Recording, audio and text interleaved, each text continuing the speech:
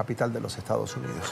En esta parte de la tarde nos acompaña Alberto Bernal, es economista, estratega en jefe de XP Investments. Señor Bernal, bienvenido al Canal de las Américas. Gracias por atendernos. Carlos, muchísimas gracias por la invitación. Saludos a la audiencia. Siempre es un gusto. Vamos a comenzar por los escenarios que preocupan. Uno de ellos es que llegue la fecha tope y no haya acuerdo del Ejecutivo con el presidente de la Cámara o con los republicanos en la Cámara Baja. ¿Qué podría pasar, señor Bernal?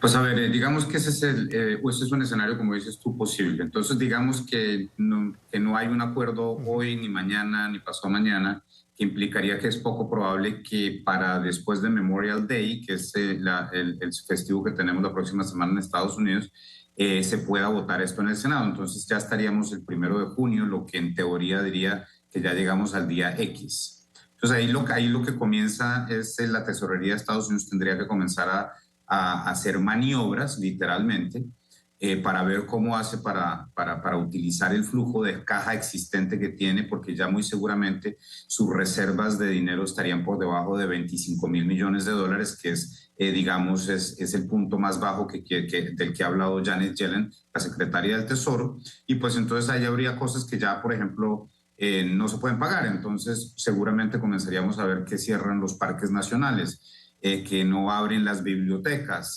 cosas así, que comienza a haber menos gente trabajando en aeropuertos, toda esa cantidad de cosas, porque pues obviamente no habría el dinero para pagar eso. Y si sigue digamos, si todavía no hay acuerdo, unos días adicionales más, una semana después, entonces yo creo que ahí ya comienzan a fallar, digamos, los cheques que se le mandan a las personas retiradas en Estados Unidos, quizás se le deja de pagar al ejército, y se pone pues ya una situación bastante más difícil, ¿no? Una situación de crisis, hay que decirlo así.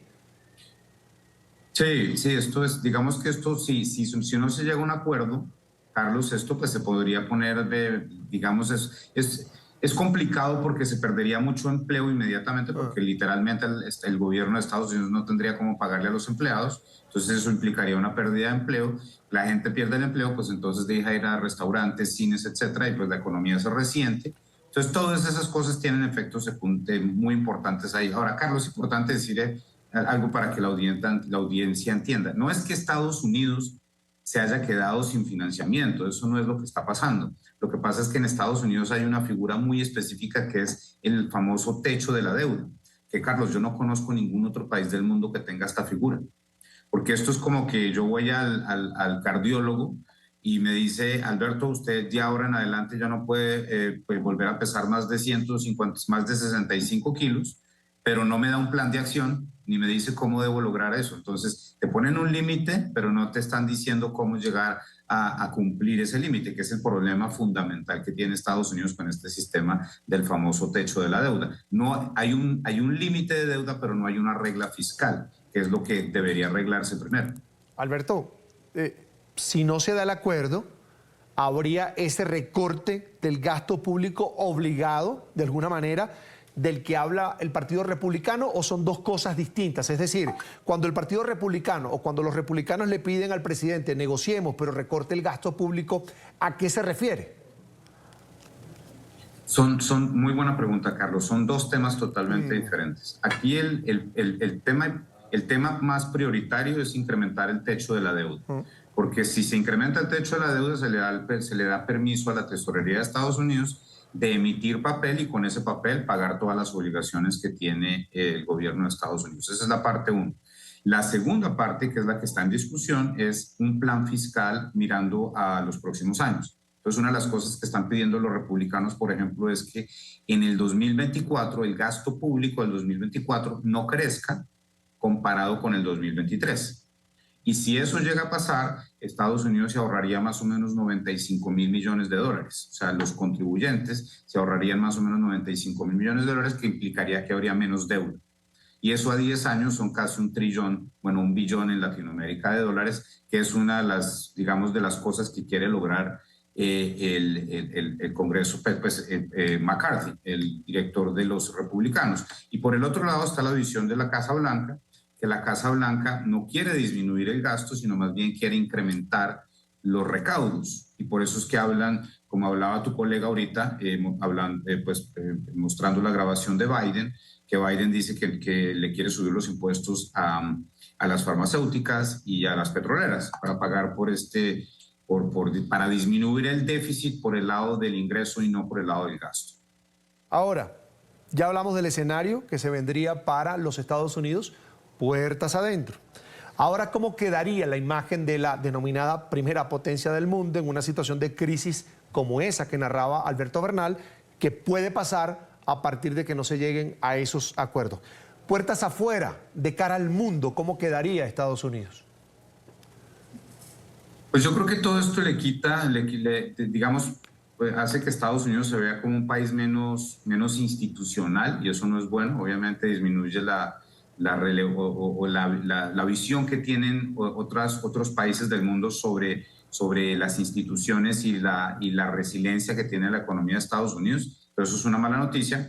Pero hay que decir una cosa, Carlos, o sea, esto se pone grave. Bueno, perdón, déjame repetir esto. Esto no se pone grave, esto se pone imposible, terrible, la peor crisis de la historia financiera del mundo, si Estados Unidos deja de pagarle a los inversionistas en el mercado, en el sector financiero. Mejor dicho, si Estados Unidos hace algo como lo que ha hecho Argentina en el pasado, que es no pagar sus deudas.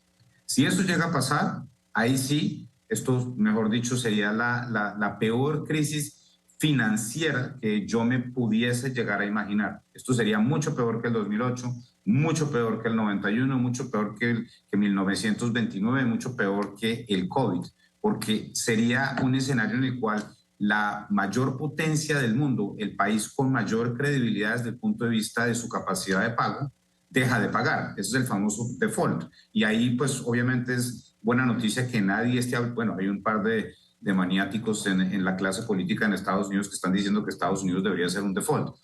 Afortunadamente son una gran minoría, pero si llega a pasar eso, ahí sí estamos en una situación muy, muy complicada. ¿Efecto dominó para América, para el resto del continente, Alberto?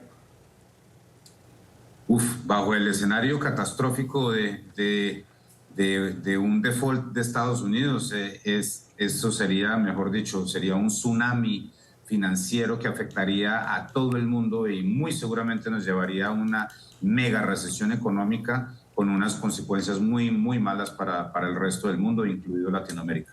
¿Qué te dice, Alberto, tu olfato profesional?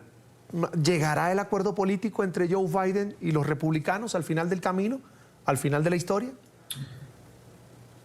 Mira, esto ha pasado 79 veces en el pasado.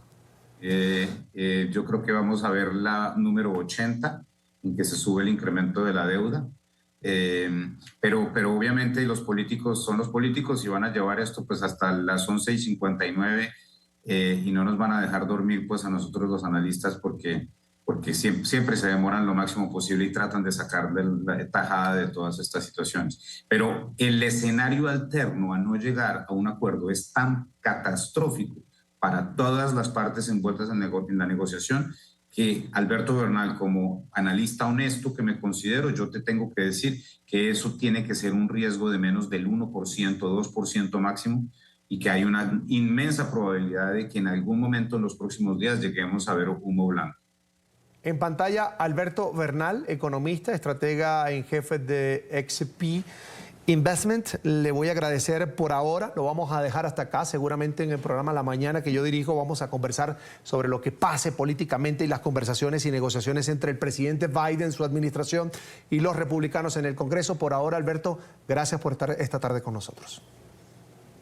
Muchísimas gracias por la invitación, saludos a la audiencia. Hasta pronto.